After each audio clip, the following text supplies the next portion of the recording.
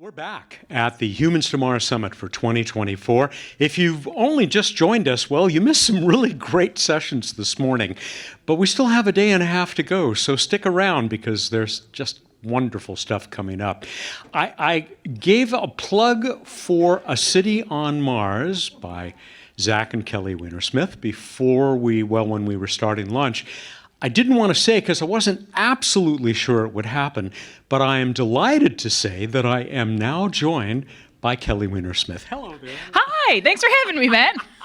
I love that. I'm Great excited to be reaction. here. That was a terrific bit you did with Tiffany. Thanks. Tiffany Vora backstage. I'm sorry, you planned it backstage and it showed on stage, but you covered so much of what was in the book, and both of you with such enthusiasm. She's such a great interviewer. She made the conversation easy. Yeah, thanks. I'm glad you enjoyed it. And with no notes. I hate her. She's so good. She's so good. It shouldn't be legal. So I'm going to give another plug to A City on Mars. It is so much fun.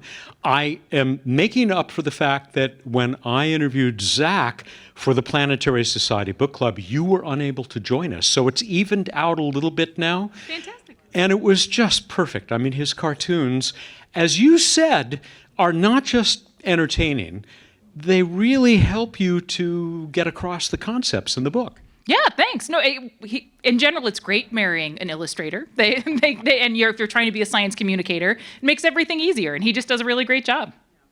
You told me a few moments ago that your reception here at the H2M Summit has been pretty good, which I imagine you go into crowds like this with a little trepidation.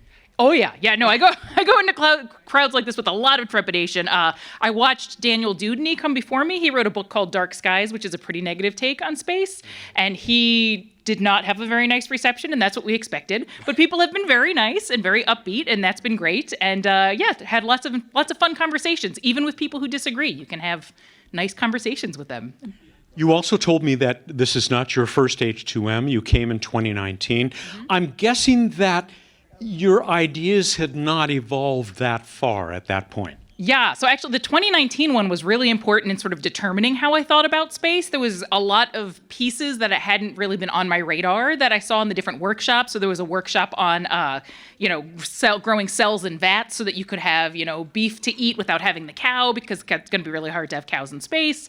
And then there were analog workshops, and then somebody was talking about the space race with China, and there was all sorts of stuff I hadn't thought about that then we dug into much more deeply afterwards. And I hope that people will, if they missed the conversation with Tiffany, we don't have time to go through all of it here, but if you did miss it live, all of this material will, of course, be available on demand. It may take a little bit, but Explore Mars will make all of this available, and you don't want to miss that conversation. With this reaction that you've gotten, I mean, it hasn't been entirely positive, but more so than one might have expected. I mean, you talk in the book right from the beginning about how you apologize to many of the people that you talk to, because even though I think that you and Zach still think of yourselves as space geeks, as real enthusiasts, maybe not everything in the book came out the way that those folks you talked to might have hoped. Yeah, that's right. And we're cowards. And so we really didn't want to, come out swinging. And so we tried to bring as many facts to the table as we could and be, as polite as we could. There were still people we didn't make happy, and that's okay. We can still have, reasonable discussions about what we disagree on. There have been a couple people who don't like us. Robert Zubrin publicly doesn't like us very much, but we can agree to disagree. And Bob Zubrin, who actually, at the end of this month, we're featuring his new book in the Planetary Society bookstore, book club, The New World on Mars, What We Can Create on the Red Planet, Robert Zubrin. I don't know which of you is the anti. I'll say that his book is the anti The City on Mars, or maybe you guys are.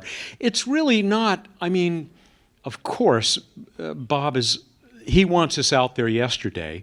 Right. The whole point of your book is, tell me if I'm incorrect, we want to go there too, but let's do this sensibly and make sure everybody can stay alive. Yeah, we both do agree that we'd like to see people on Mars. I think we just disagree on how much more information we need before we start that journey. And I think his take would be that we pretty much know everything we need. We just need to get out there and do it, like you said yesterday. And we'd like to see, research stations on the moon first, where we make sure that, rodents can live for generations and stuff like that before we start having babies on the red planet. I said to somebody earlier today, you used to come to H2M and other gatherings, and you would hear a lot of, why are we going to the moon? Why don't we just go directly to Mars? You hear a lot less of that now. I think that this message seems to have gotten through to a lot of people. I totally agree. And the 2019 one, it was all about why we're going to the moon. And so, maybe the Human to Mars Summit played a big role in changing the narrative there. I certainly, at the end of that meeting, became convinced that we really should think of the moon as a good place to go to learn about how do we make sure that our habitats don't break in 2 months, and how many carbon filters do you actually need for a 2-year trip, not 2 months, 2 years.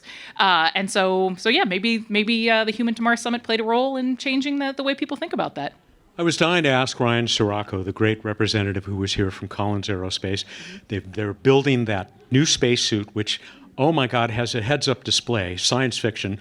But, one of the things that she didn't address, which I would have loved to have asked, which you do mention in the book, is dust. Because whether it's on the moon or Mars, they're very different, but they're both going to try and kill you. Yeah, that dust is horrible. So, on Earth, we've got wind and we've got water, and that rolls the dust to, like a pebble or marble sort of thing. In space, it's more like jagged little knives, and you need to make sure that you don't breathe it in because it gets stuck in your lungs, and there's some concern that it will cause something called stone grinder's disease, where you get a lot of scars in your lungs and eventually you can't breathe. So you're going to need to make sure that doesn't get into your habitat, but it also clings to spacesuits. And if you look at the Apollo astronauts, pictures of them on the moon, you can see it clinging to their suits, and then their suits started to overheat because they're white to reflect heat. So yes, regolith and regolith management is going to be a big part of our lives in space. You also got to cover a bit of, with Tiffany, how the book talks about the economies.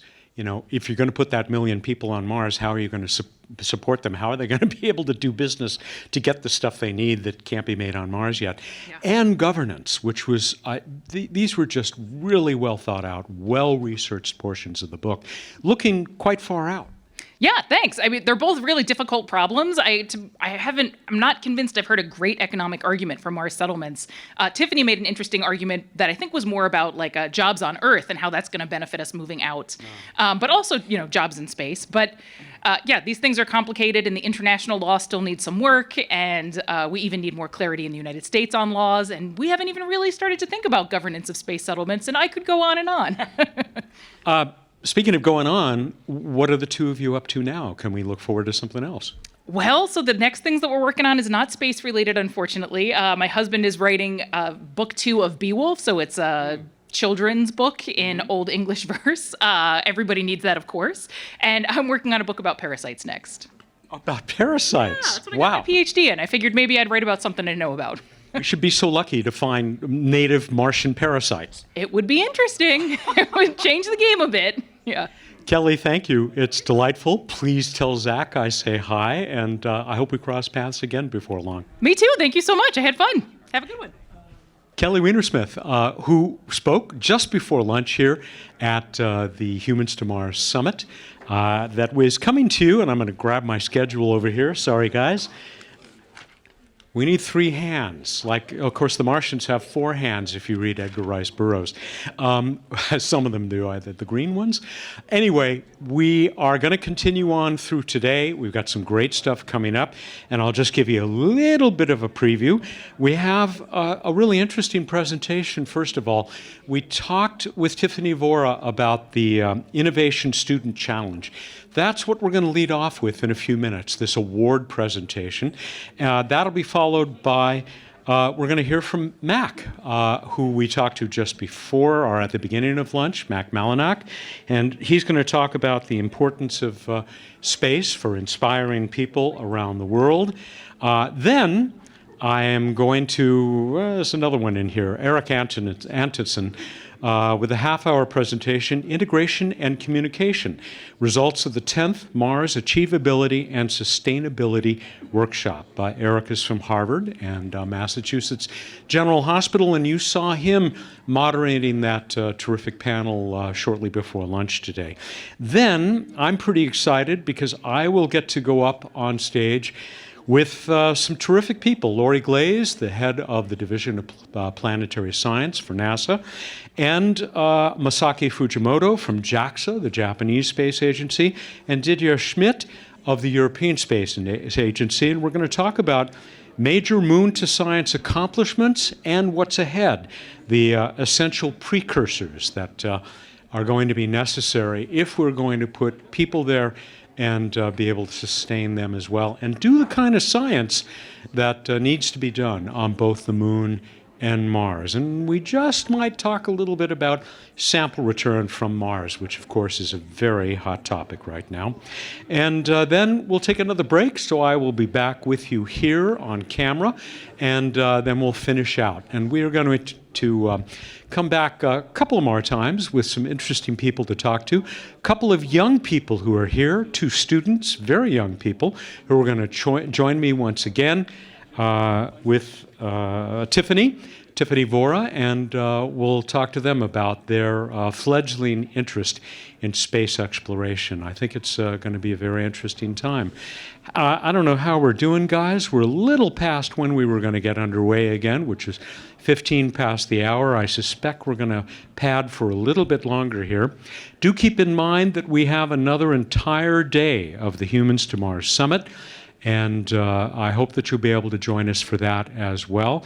We're going to close tomorrow with what has become kind of a tradition. Oh, I'm told by Chris Carberry, the Explore Mars CEO, that we are ready to go.